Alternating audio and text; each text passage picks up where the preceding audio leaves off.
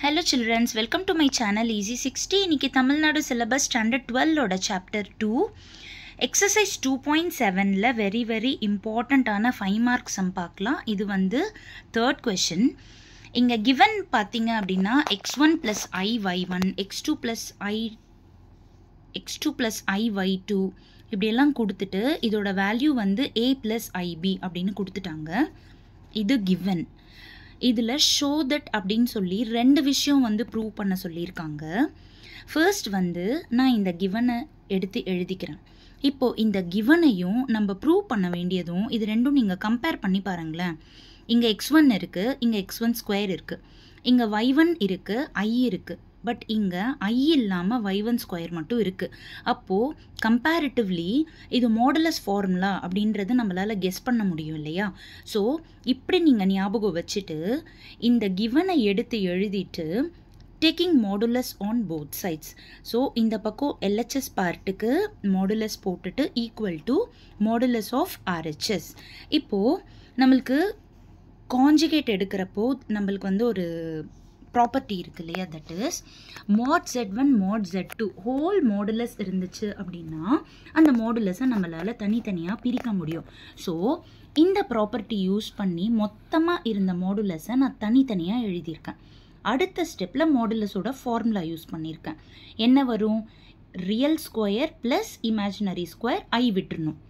இதுதானே அந்த formula. So ஒவ்வொன்றுத்துக்கும் தனித்தனியாக நான் அந்த ஃபார்முலா போட்டுட்டேன். இப்போ இது எல்லாமே மல்டிப்ளையில் இருக்குது, அது நோட்டீஸ் பண்ணிக்கோங்க. இப்போது ரூட் ரிமூவ் பண்ணுறதுக்காக, பிகாஸ் நம்மளோட ப்ரூஃபில் வந்து ரூட் கிடையாது, அதனால் ஸ்கொயரிங் ஆன் போத் சைட்ஸ் பண்ணுறேன். அப்போது ஆட்டோமேட்டிக்காக ரூட் எல்லாமே கேன்சல் ஆகிடும். ஸோ அவங்க கேட்ட ஃபர்ஸ்ட் பார்ட்டை வந்து நம்ம இங்கே ப்ரூவ் பண்ணியாச்சு. ஓகேங்களா?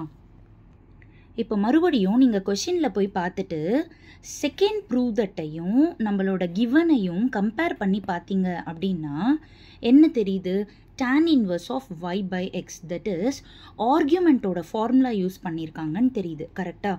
ஸோ நான் இது வந்து கிவனையும் டு ப்ரூவையும் வச்சு தான் உங்களை வந்து என்ன பண்ணணும்னு சொல்லிகிட்ருக்கேன். ஸோ இது வச்சே உங்களால் ஈஸியாக போட முடியும்.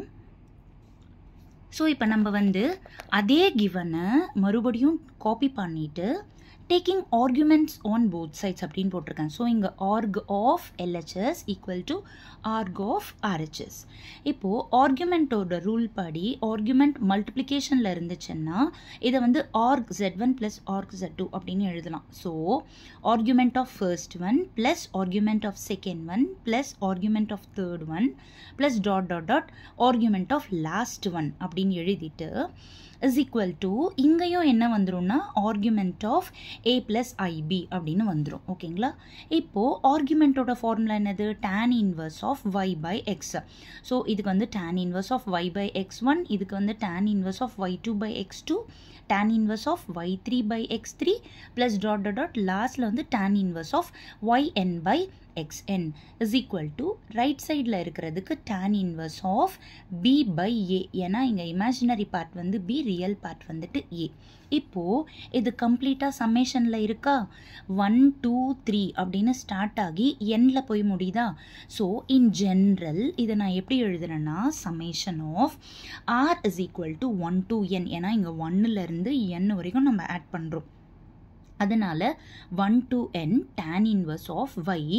இப்போ இங்கே நான் சஃபிக்ஸில் நான் இங்கே r கொடுத்ததால் இங்கே கூட சஃபிக்ஸில் rன்னு எழுதுறேன். உங்களோட ப்ரூஃப்லையும் அவங்க ஆறுன்னு தான் மென்ஷன் பண்ணியிருக்காங்க, அதனால தான் நான் ஆறுன்ற ஆல்ஃபபெட்டை எழுதியிருக்கேன்.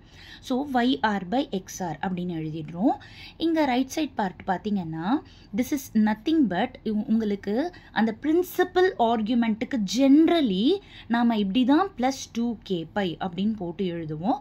ஸோ அதனால் plus 2k pi where k belongs to zன்னு எழுதிட்டா செகண்ட் ஒன்னோட ப்ரூஃப் கூட நம்மளுக்கு முடிஞ்சிடும். Thank you children.